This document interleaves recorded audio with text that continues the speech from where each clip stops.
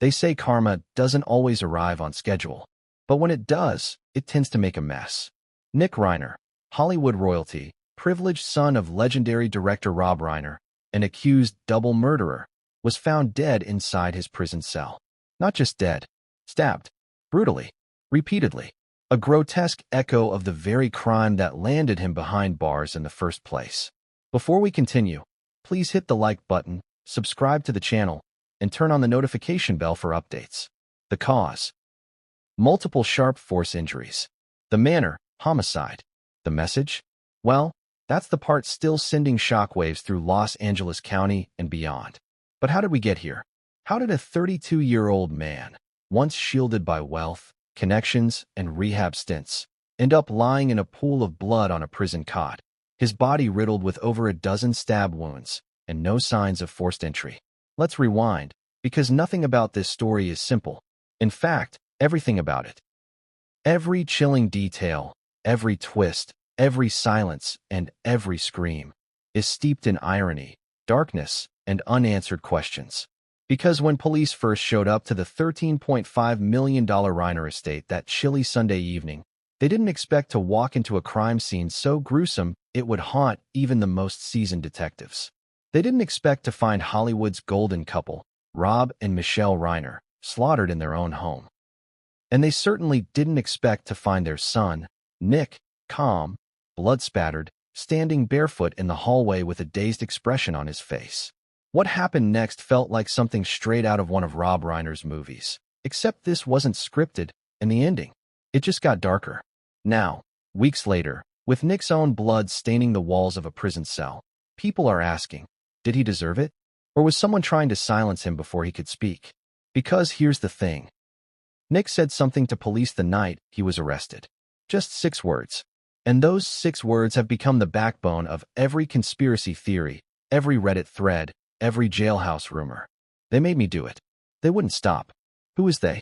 Is it voices in his head? Or real people in his life? Was it guilt? Was it trauma? Or was it someone, or something, pulling the strings from the shadows?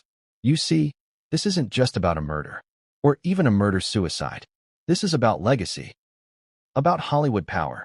About a family that was supposed to have it all: wealth, fame, respect, and somehow ended up dead, disgraced, and forgotten in less than 30 days. And now, the only person who could have told us what really happened that night at the Brentwood estate is dead too. But let me ask you something. Have you ever seen a crime scene echo itself? Because that's what this looks like. The Reiner parents, stabbed to death. The Reiner son, stabbed to death. Some say it's justice. Some say it's irony. But others? Others are saying something far more terrifying. That the same hand held both knives. Now let's be real. That sounds like a stretch, doesn't it? After all, Nick was locked up.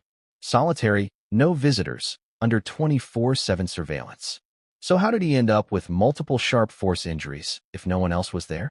And why did the prison's security footage mysteriously cut out, exactly 42 minutes before his body was discovered? No backup power. No explanation. Just darkness.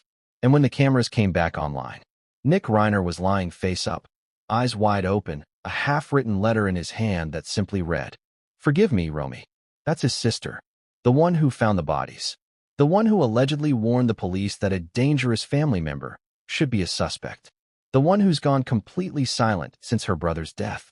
So now we have a trail of blood, a broken family, a missing truth, and a dead man who might have known more than he was ever allowed to say. This story, it's not over. Not even close. Because if you look closely, the answers were always there. In the journals, in the wounds, in the silences between screams. And what's coming next might finally explain why a Hollywood dream turned into a nightmare, and why someone may have decided that Nick Reiner was better off dead. So stay with me. Because we're about to peel back the curtain on one of the most disturbing, complicated, and emotional cases to hit the entertainment world since the Manson murders. You think you know the story of Rob Reiner and his family? You don't. Not yet. Because what happened before Nick's death, what happened behind the headlines in that Brentwood house, and later, in the quiet corners of a prison cell, is something no one in Hollywood ever wanted exposed. And yet here we are. With a crime scene that reads like a Shakespearean tragedy. A family ripped apart. a son silenced, a sister grieving, and a legacy forever stained with blood. But what if I told you this wasn't the first time something like this happened in their family? What if I told you there were warning signs years ago, signs no one wanted to believe? And what if I told you that just days before his death, Nick Reiner tried to confess something no one wanted to hear? A confession buried under gag orders. A confession that may have cost him his life. Because what the coroner found in Nick's body wasn't just stab wounds. It was something else. Something placed deliberately. Something small, but damning. And it's that discovery that's now fueling the investigation all over again. So now we ask the question, was this revenge? Redemption? A cover-up? Or the final act in a twisted family tragedy that's still unraveling? And what exactly did Nick mean by they wouldn't stop? Because if they are still out there, who's next? Have you ever heard of a last name that feels like a brand? Not a name, but a legacy? That's what Reiner was in Hollywood. Not just a man, not just a filmmaker. Rob Reiner was a cultural force, an institution, a man whose fingerprints are on some of the most iconic, heartfelt, and timeless films in American cinema. So how does a name like that, synonymous with laughter, love, and legacy, end up splashed across crime scene photos, prison mugshots, and now a homicide report from inside a maximum security cell? The answer starts decades ago. Because long before the blood, long before the screams in Brentwood, there was fame. Unshakable, untouchable, and incredibly fragile. Rob Reiner didn't just grow up in Hollywood. He was practically born on the backlit. Son of comedy legend Carl Reiner, Rob was raised on studio sets and laugh tracks. From an early age, the spotlight was familiar. The language of scripts, takes, edits, and applause, that was bedtime routine. And when Rob landed the role of Michael Meathead Stivic on All in the Family, he didn't just become a household name. He became a political symbol, a comedic icon, and a generational voice. And from there, the man became a director of dreams. Stand By Me, The Princess Bride, When Harry Met Sally, A Few Good Men, Misery. It was an unmatched run. Critics adored him. Studios trusted him. Fans followed him. But what happens when a man who's spent his life telling stories fails to tell the truth about the one unfolding in his own home? Now let's talk about Michelle Singer Reiner, Rob's wife of over 3 decades. Not as public, not as praised, but just as powerful behind the scenes.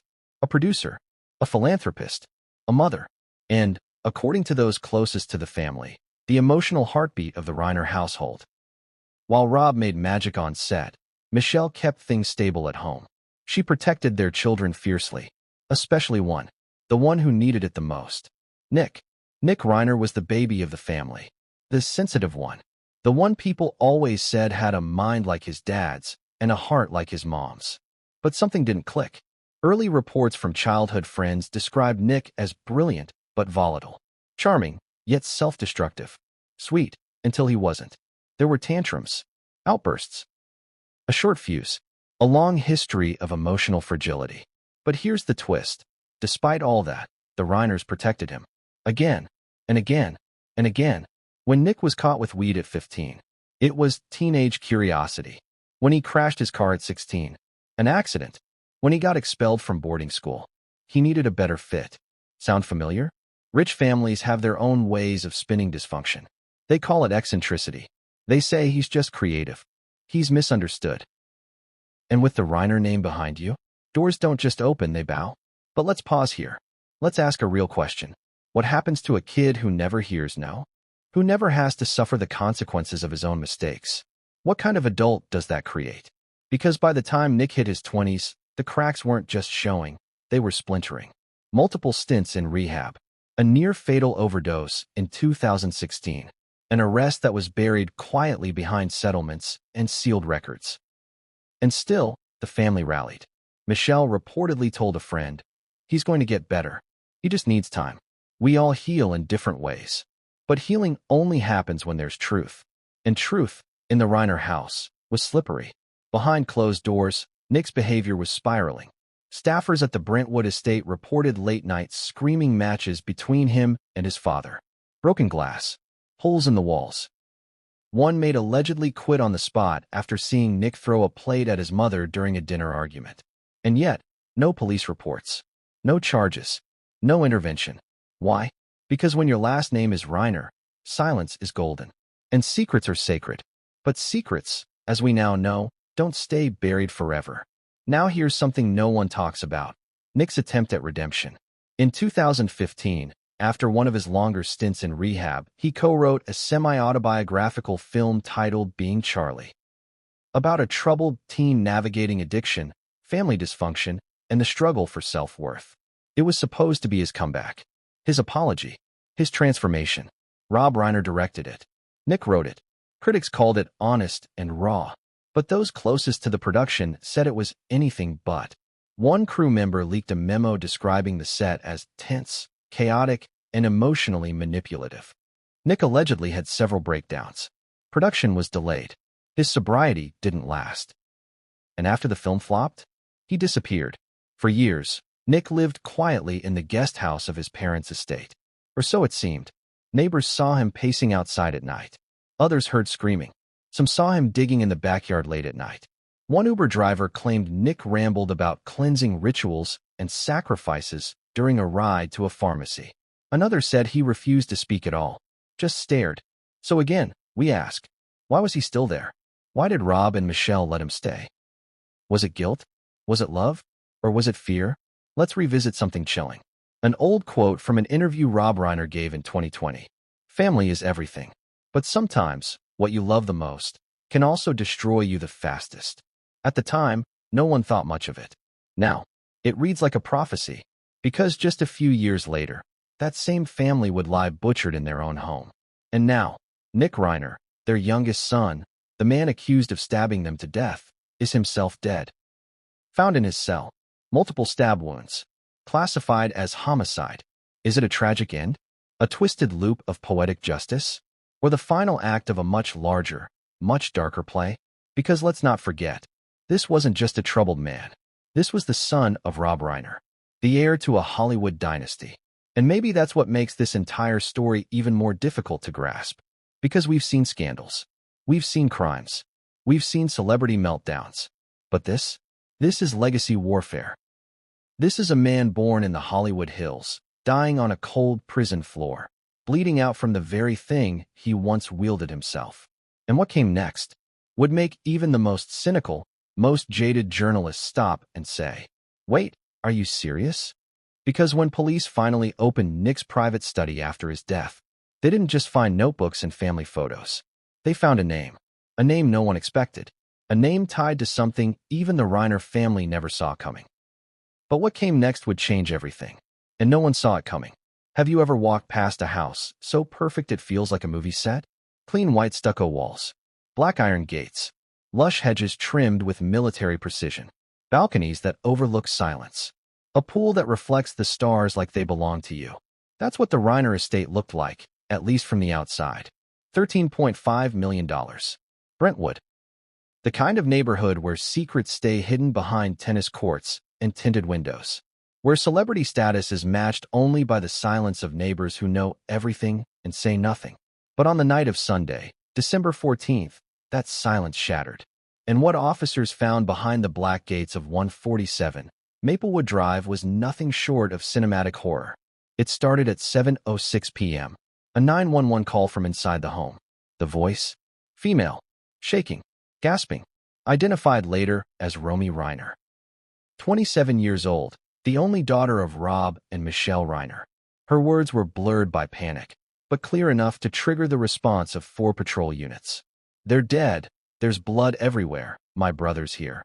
He's not saying anything. Please hurry. She didn't scream. She whispered. Like someone terrified she was still being watched.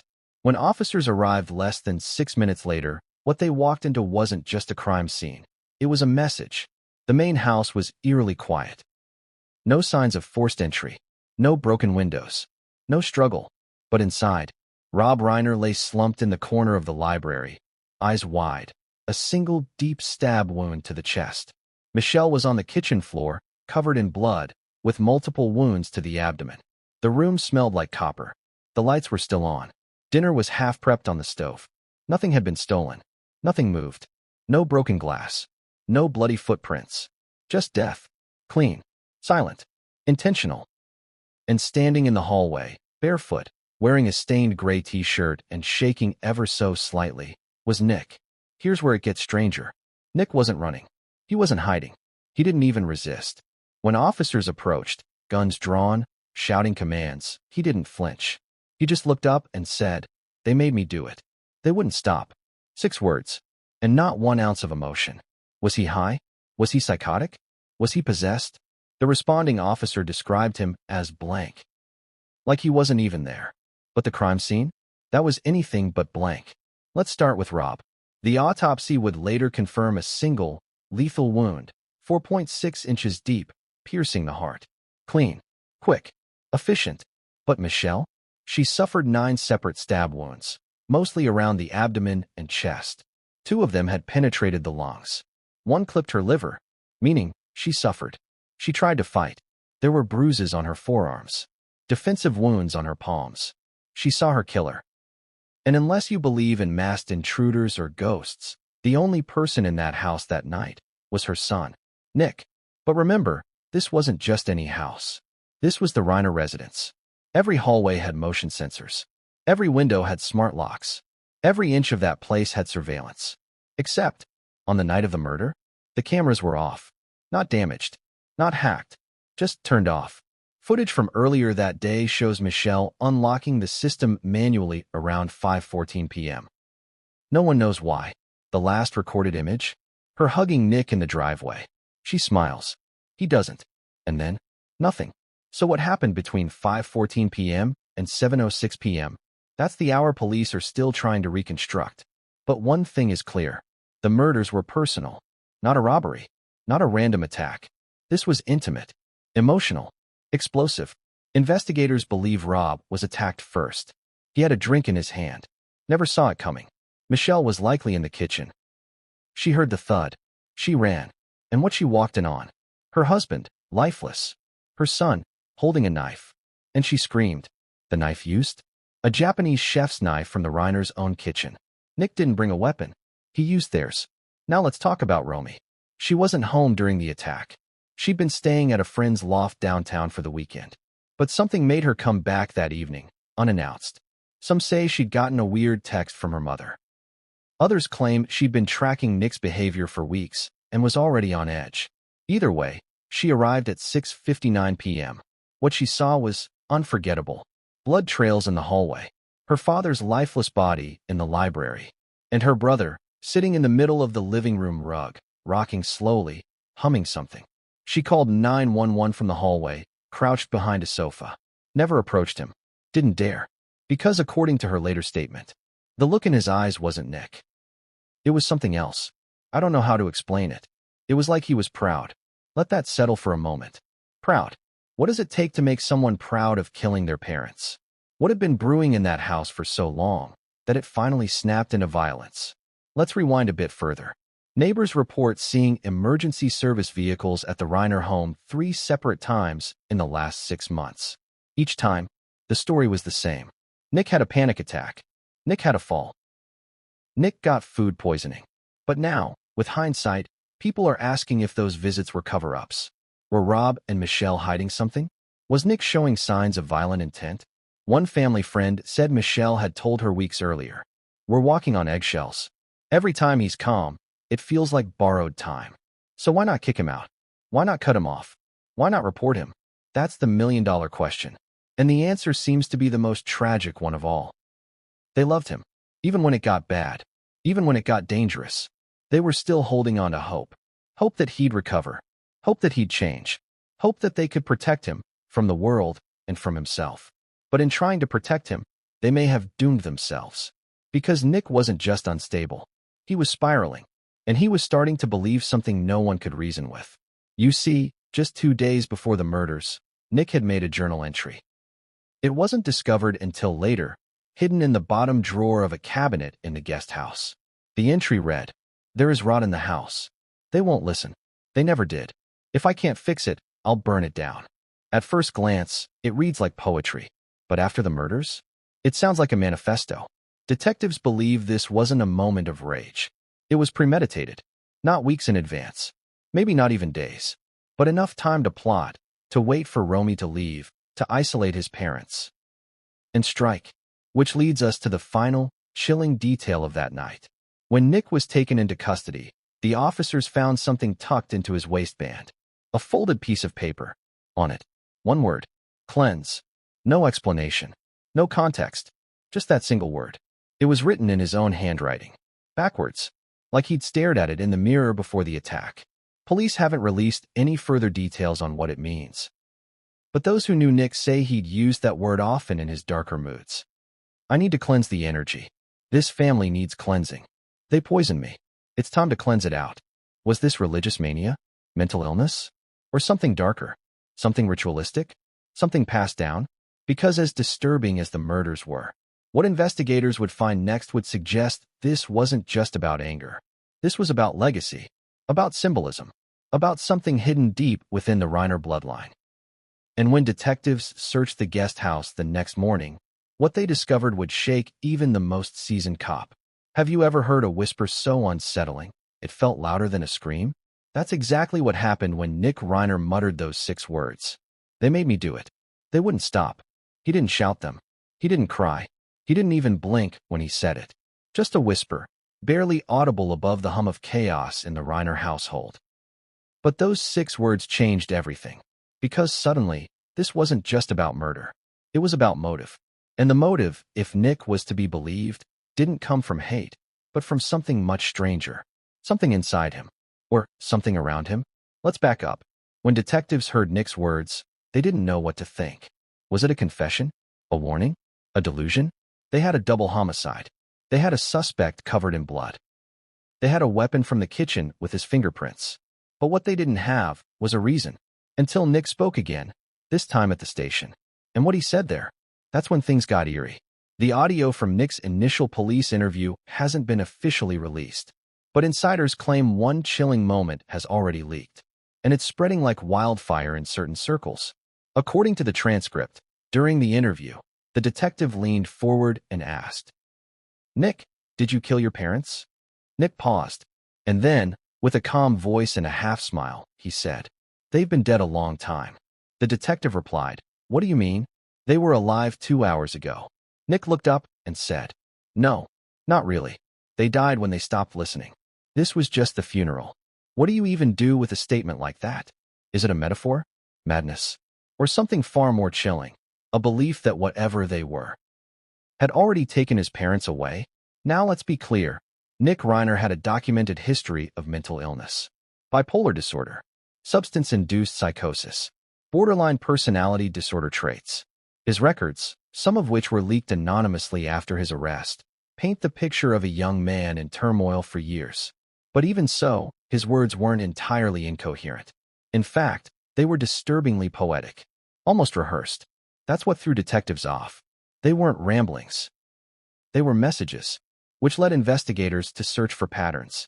And what they found might be one of the strangest twists in this already twisted story. Deep inside the guest house, hidden behind a bookshelf, was Nick's personal recording studio. Nothing fancy, just a microphone, a laptop, a soundproof wall. But what was inside the computer? That's where things got strange. Dozens of audio files. Unlabeled, unsorted, unstructured, except for one folder, titled simply, Cleanse. Detectives listened to the first file, and according to the leaked internal report, what they heard was not Nick. At least not at first. The first few seconds were static. Then a low hum. Then a voice, distorted, mechanical, whispering. "End it. Let them go. You know it's time." Then silence. And then Nick's voice, soft, terrified, saying, "I can't. Not yet. Not while she's still watching." Another whisper. "She'll understand. She always knew. You're just finishing what they started." It was like eavesdropping on a conversation between Nick and something else. Some online sleuths believe Nick was role-playing, acting out scripts, or creating experimental audio art. But others? They believe it was something more. Something paranormal. Let's be honest. At this point, the line between reality and madness is paper-thin. And yet, Nick's digital footprint only raises more questions. Emails never sent. Notes to himself titled The Watcher, The Burn, and Harvest. And a draft of an unsent email to his sister Romy with the subject line, "If I disappear, don't look for me. Look under me." What does that mean? At first glance, it sounds like suicide ideation, maybe paranoia, but investigators took it literally. And when they began digging, literally digging, under the guest house floorboards, they found something no one was prepared for. It wasn't a body. It wasn't a weapon. It was a box. A small, wooden lockbox, covered in dried wax, with strange carvings on the lid. Inside, 3 items. A black and white photo of Michelle Reiner as a child, eyes scratched out with red ink. A journal page that read, "She was the first. I was just the echo." A burned matchstick, wrapped in a piece of baby blue ribbon. What does it mean? To this day, no one knows. Psychologists say it's symbolic. Detectives say it's evidence. Romy Reiner said nothing. She just wept. But the press? The press couldn't get enough. Because when those details leaked, that's when the internet lost its mind. Reddit threads exploded. TikTok sleuths dissected every sentence. YouTube conspiracy channels hit record views. Everyone had a theory. Was Nick part of a cult? Was this a generational curse? Was he acting out a script buried in childhood trauma? Some claimed Michelle had been involved in esoteric spiritual practices. Others dug up old interviews where Rob spoke about cleansing negative energy and burning bad cycles. Suddenly, Nick's obsession with the word cleanse didn't seem random. It seemed inherited, or taught. But then came the true internet-breaking moment. A prison nurse, speaking anonymously, claimed that in the days after Nick's arrest, he didn't sleep. He didn't eat. He just stared at the wall and whispered to himself. And one phrase kept repeating, "I still hear her breathing." When asked who her was, Nick reportedly smiled and replied, "She never left the house. You locked her in. She's in the walls." Now, is this psychosis or confession? And more importantly, who is she? Michelle? Romy? Someone else entirely? We still don't know.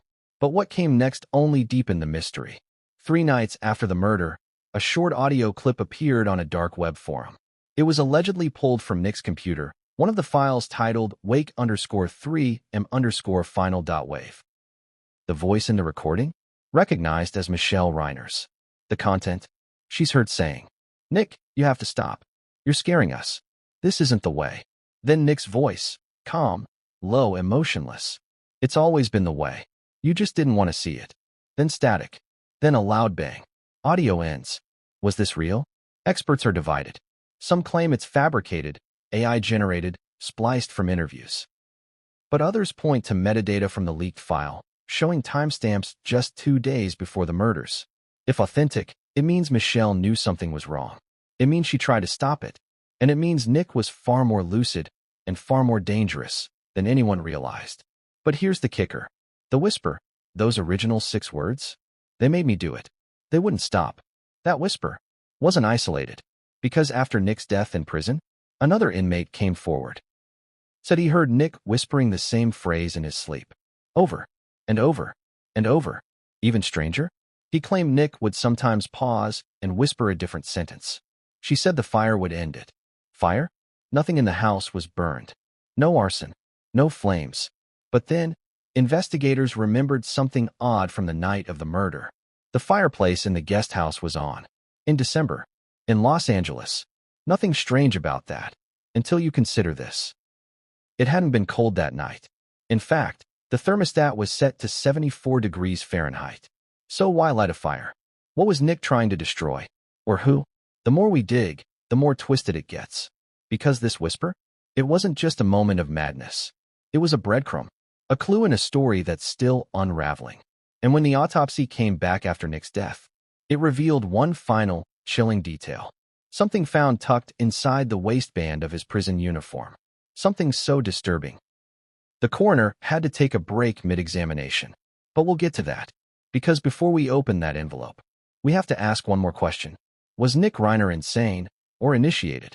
And when Romy finally broke her silence days later, she didn't give us answers. She gave us something far more terrifying. A warning.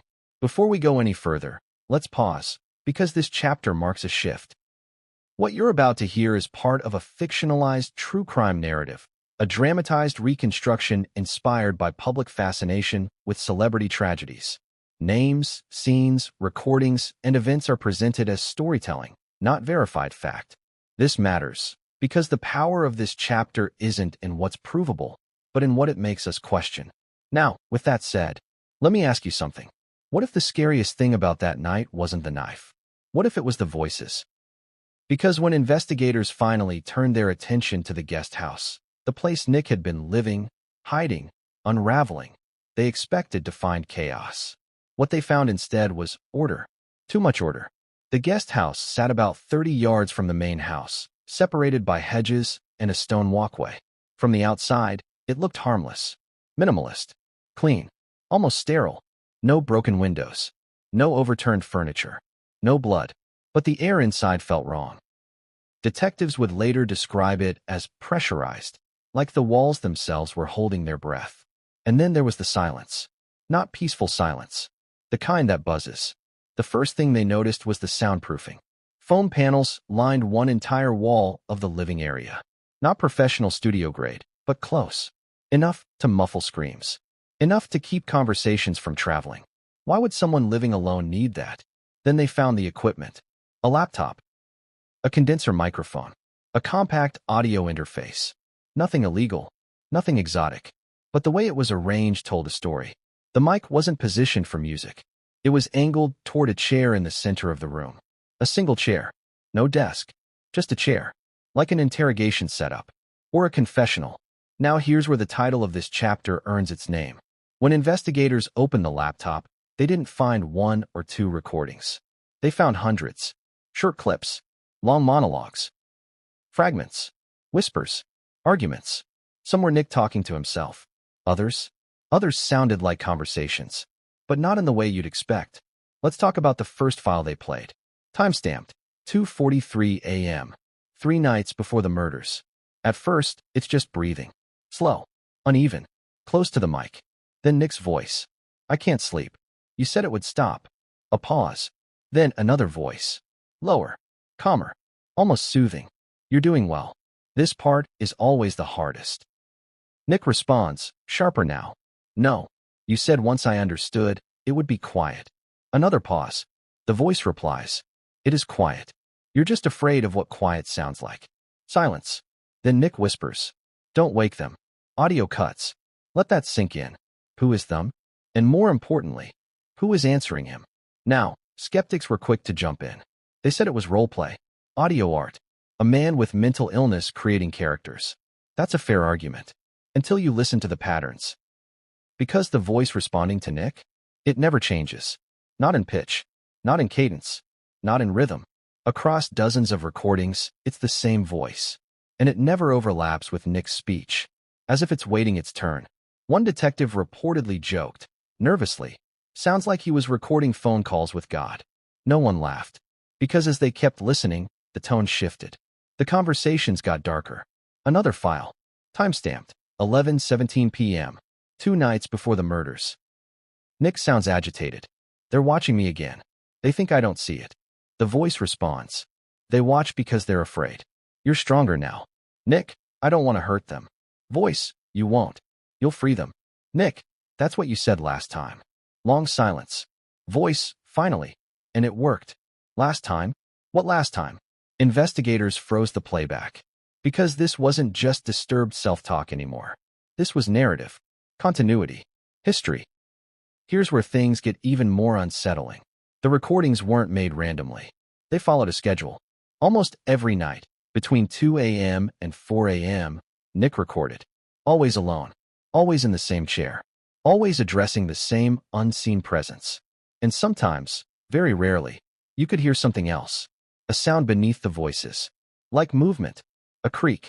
A soft knock. As if someone was walking in the main house. Now remember, the guest house was close enough to hear faint noises from inside the estate. Footsteps. Doors.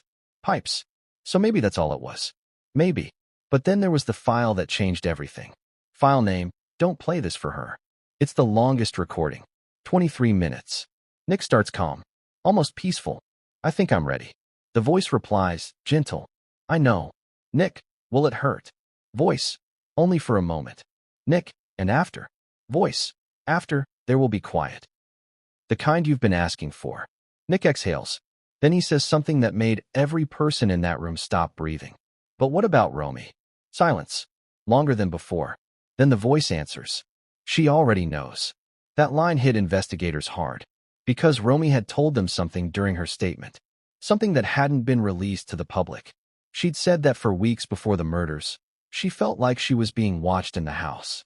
Lights turning on by themselves. Doors she didn't remember opening. Her name whispered when no one was there. She thought it was stress, or imagination, or guilt for leaving Nick alone with their parents. Now, hearing that line, she already knows. It felt personal. At this point, detectives brought in audio analysts. They isolated the second voice, ran it through filters, compared it to Nick's voice at different pitches. The conclusion? Inconclusive. Some analysts said it could be Nick, slowed down and altered. Others said no. There were harmonic differences that didn't match. But here's the detail no one could explain. The voice never inhaled. Not once. Every human voice has breath patterns. This one, none detected. Now, before your mind runs too far, there are rational explanations. Noise suppression, editing artifacts, compression. But storytelling doesn't live on rationality alone. It lives on doubt. And doubt is exactly what these recordings created. Then came the smart speaker. The one in the kitchen of the main house. Remember that? Investigators hadn't forgotten. They pulled logs, voice activation history, and found something strange. The wake word had been triggered repeatedly late at night, but not with commands.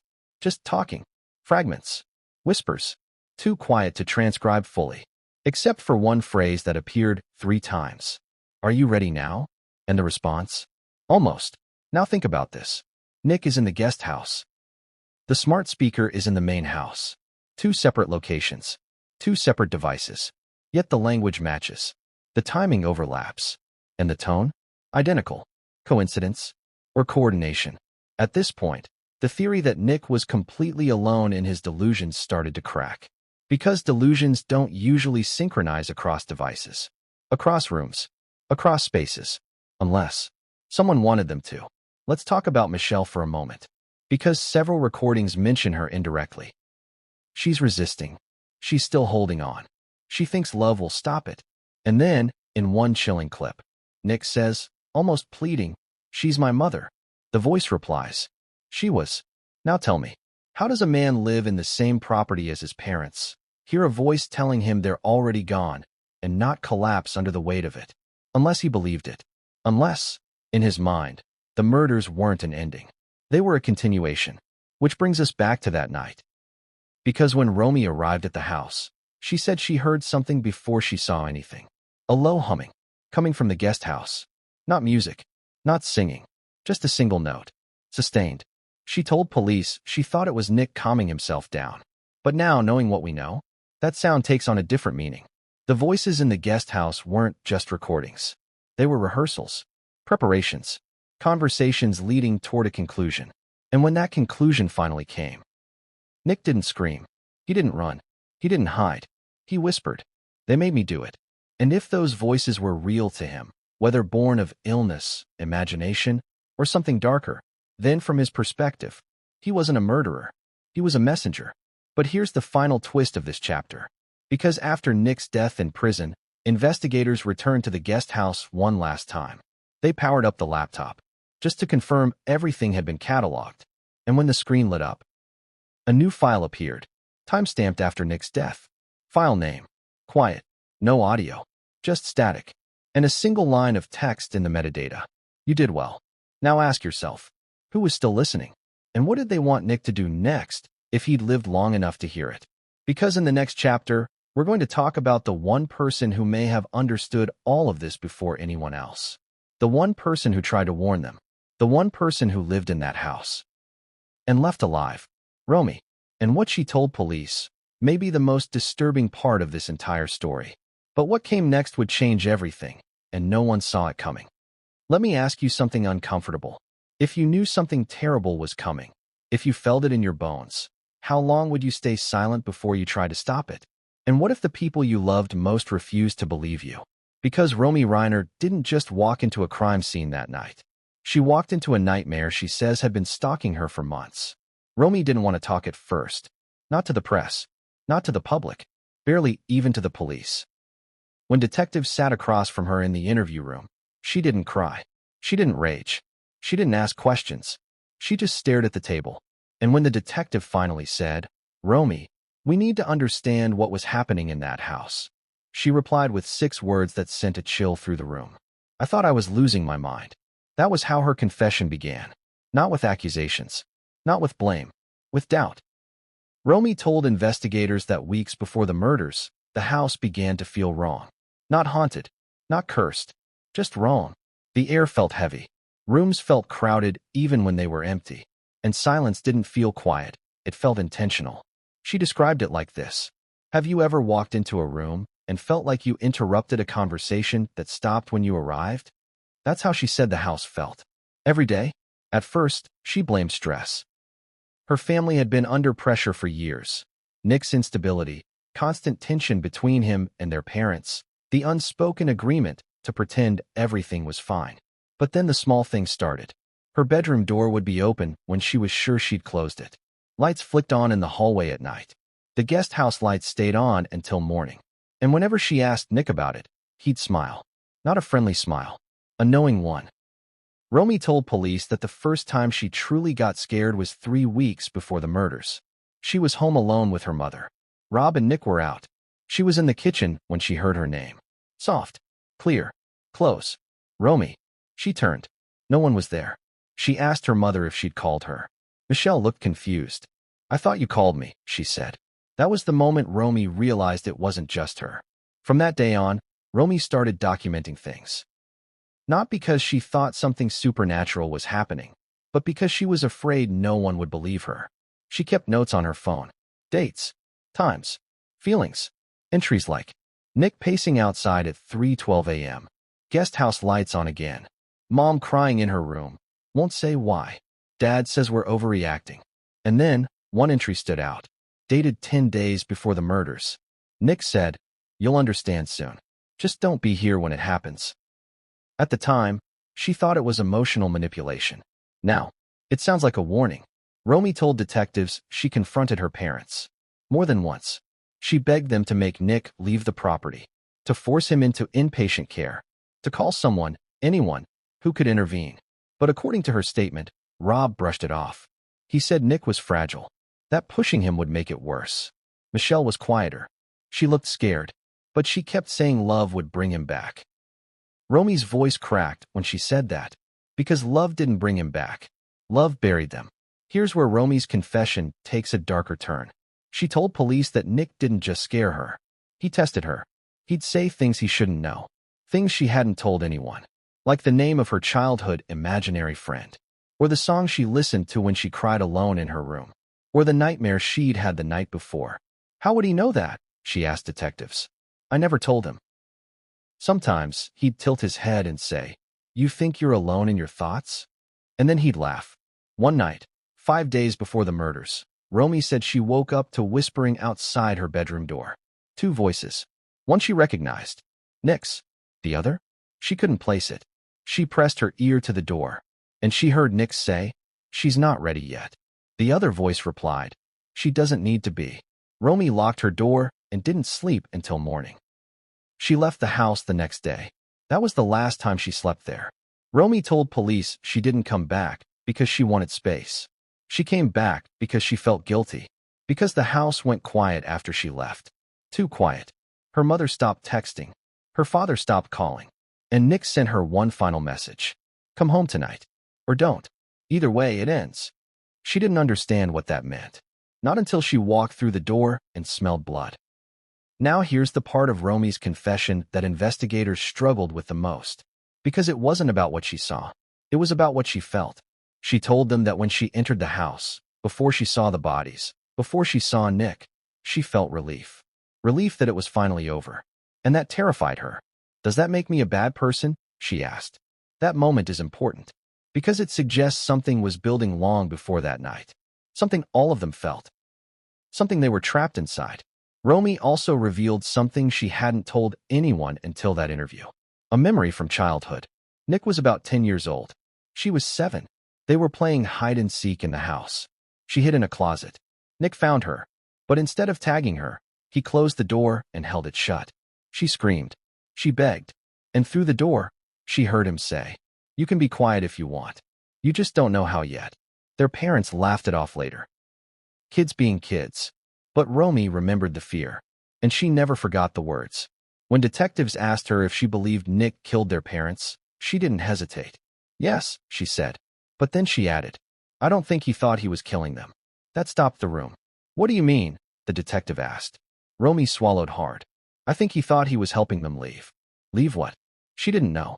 Or maybe she did, but couldn't say it out loud. The confession ended with one final detail, one that still hasn't been made public in any official report. Romy told detectives that as she hid behind the sofa, waiting for police to arrive, she heard Nick humming. Not randomly. The same tune their mother used to hum when they were children. A lullaby. And between the notes, she heard him whisper, It's quiet now? She was right. Romy said she didn't know who she was. But she knew one thing. Whatever Nick believed, whatever he'd been listening to, it didn't stop when their parents died. And it didn't stop when he went to prison. Because in the days after his arrest, Romy received something in the mail. No return address. Just a plain envelope. Inside, a single sheet of paper, with one sentence written in Nick's handwriting. You should have stayed gone. Romy hasn't spoken publicly since. She left Los Angeles shortly after Nick's death in prison. No interviews. No statements. No social media. Just silence. And silence, in this story, has never meant peace. Because the next chapter isn't about voices in the walls. It's about proof. Photos. Messages. Evidence no one was supposed to see.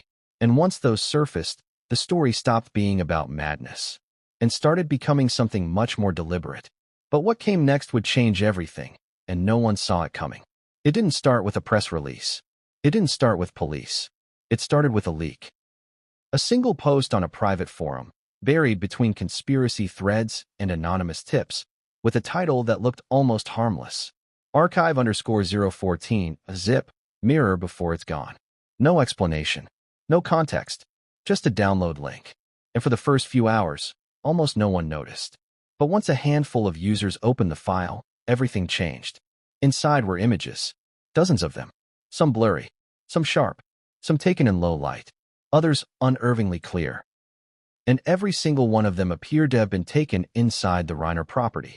The timestamps stretched back months. Long before the murders. Long before anyone thought to look. At first glance, the photos seemed mundane. Hallways. Doors. Corners of rooms. But the longer you looked, the stranger they became. A hallway photograph from the same angle, night after night. The same chair in the guest house, always centered. The same doorway, slightly ajar. Captured at different times, different lighting. Why photograph nothing? Unless you're trying to document something that isn't always there. Then came the photos that made people stop scrolling. One image showed the kitchen late at night. Lights off. Only the glow from the refrigerator. And reflected faintly in the glass. Two figures. One clearly Nick. The other, impossible to identify. Too tall. Too indistinct. And positioned where no one should have been standing. Behind him. Another image showed the guest house interior. The same single chair from the recordings. But this time, the chair wasn't empty. It faced the camera. And on it sat a notebook. Open. On the visible page were 3 words, handwritten in thick black ink. IT listens back. That image spread faster than any of the others. Screenshots. Zoom-ins. Endless debates. Was it staged? Was it fake? Or was it evidence of something Nick believed was very, very real?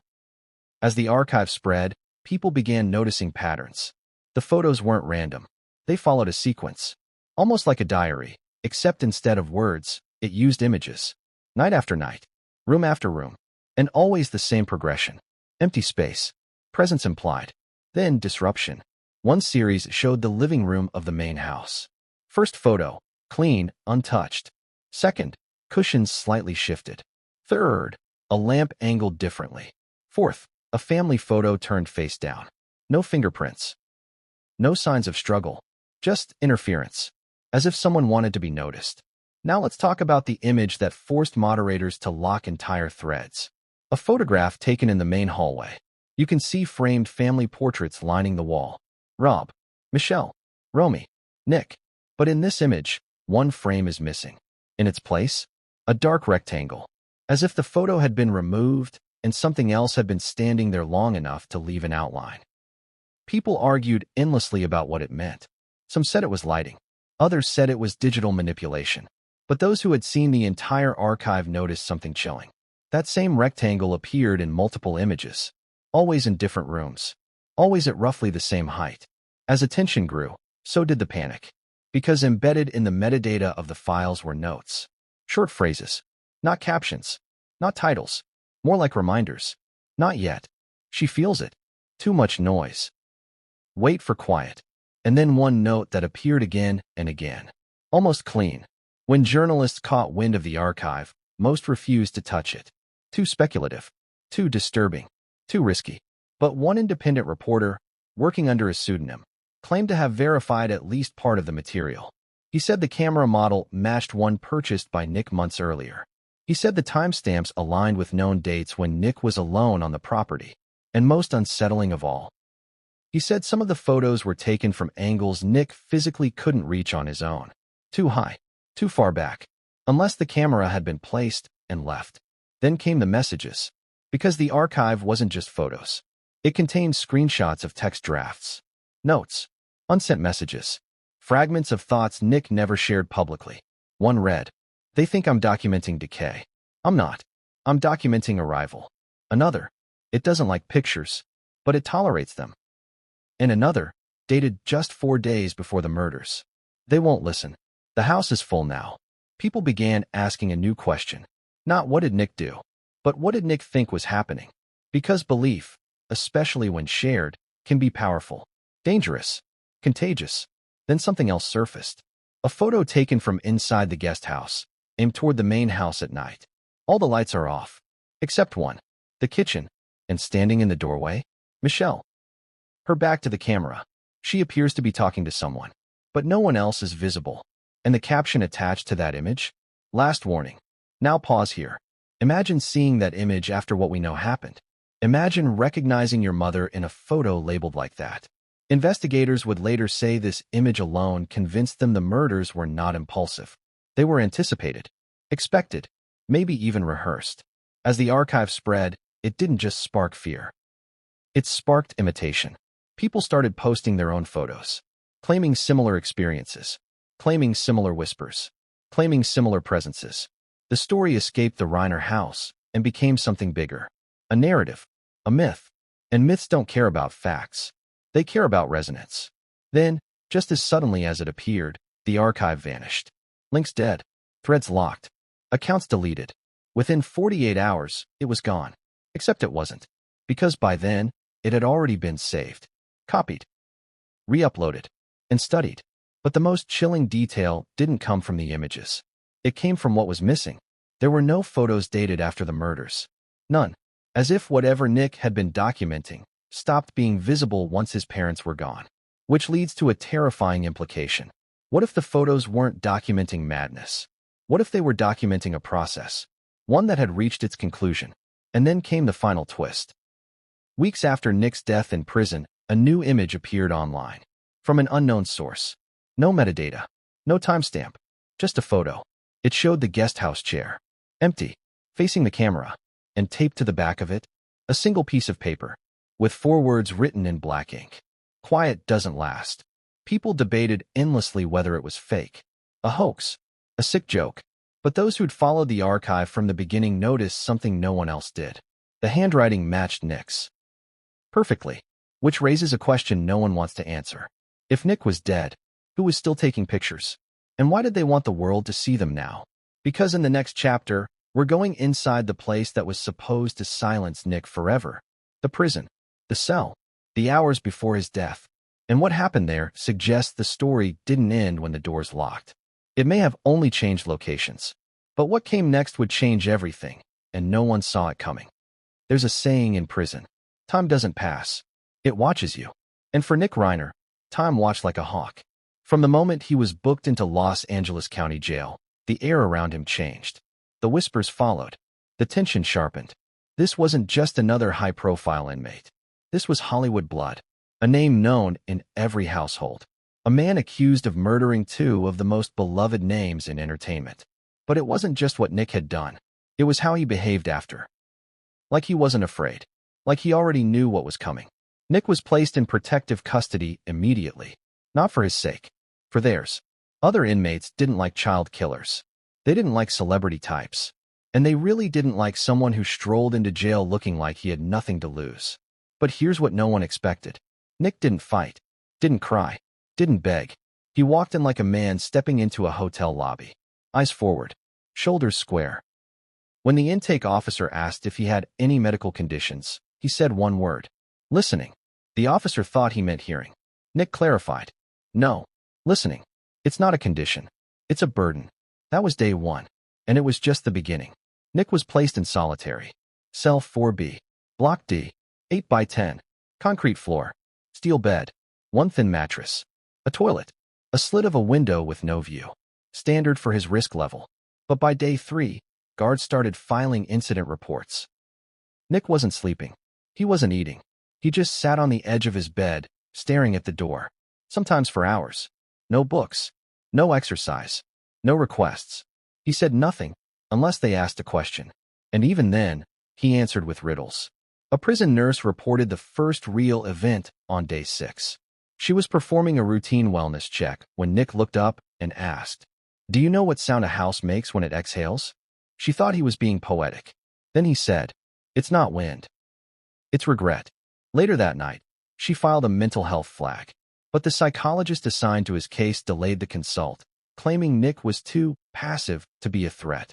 That decision would later be listed in the internal review as a critical oversight. Let's pause here, because what Nick did next is either the most terrifying proof of his unraveling, or a sign that something was guiding him, even behind bars. It started with drawings. Scratches, really. Etched into the concrete with a broken pencil tip he'd smuggled in from booking. The first was simple, a spiral, over and over again, about the size of a coaster, just above the cot. But then came the others. Circles with lines crossing through. Vertical shapes that looked like towers or eyes. And one symbol that guards described as a staircase that goes nowhere. He never spoke about them, but he redrew them constantly. As if he had to. As if they required it. Then the whispers started. Not Nick's. The inmates. From nearby cells. One claimed he'd heard Nick speaking Latin. Another said Nick didn't talk at all, but that sounds answered him. One man in cell 4A, just next door, filed a formal complaint. He said Nick hummed the same note all night, and that the sound made his ears bleed. The prison doctor examined him. No damage. No symptoms. No explanation. Just a man crying, saying, "It's still in my head. It doesn't leave." They moved him 2 blocks over. But the humming? It stayed. On day 12, the psychologist finally saw Nick. The session was brief. He sat down, opened his notepad, asked Nick to describe how he was feeling. Nick responded, "Ready." The psychologist asked, "Ready for what?" Nick looked at the wall. "To stop carrying her." The doctor asked who her was. Nick didn't answer, but he smiled. From that day on, Nick refused meals. He drank water. Nothing more. They tried to intervene, threatened forced feeding. He said, "If you feed the body, you starve the voice." No one knew what that meant. Not until they searched his cell a second time. Tucked under the mattress, they found a piece of paper. Small, torn, folded in half. On it, in small, frantic handwriting, were the words, "She sleeps under the floor. When she wakes, I will be clean." The floor was checked. Nothing there. But when the warden reviewed Nick's previous statements from the police station, he noticed a pattern. Nick kept referencing below. "Look under me." Not in the walls, under. It comes up from the dirt. It wasn't just metaphor anymore. It was obsession. Then came day 17. The day everything changed. That morning, Nick was quieter than usual. Still, tense. One guard described it as the air was coiled around him. Surveillance showed him sitting in the same position for over 8 hours. Then, around 2:34 a.m., the lights in Block D flickered. Security footage cut out. For 42 minutes. No power loss. No system errors. Just black. And when the cameras came back, Nick was dead. Let's talk about what they found. His body was discovered curled on the cot. Arms wrapped around his chest. Face pale. No blood at first glance. But when they rolled him over, multiple stab wounds to the back and side. Deep. Jagged. Some overlapping. 13 in total. Each in a slightly different direction. No weapon found. No fingerprints. No signs of forced entry. The door had remained locked. No one went in. And yet, Nick was dead. Now remember, the room had been sealed. One way in, one way out. Security insisted there was no breach. So how was he stabbed? Was it self-inflicted? The medical examiner ruled that out instantly. The angle of the wounds made it physically impossible. He would have needed a second person, but there wasn't one. At least not one anyone could account for.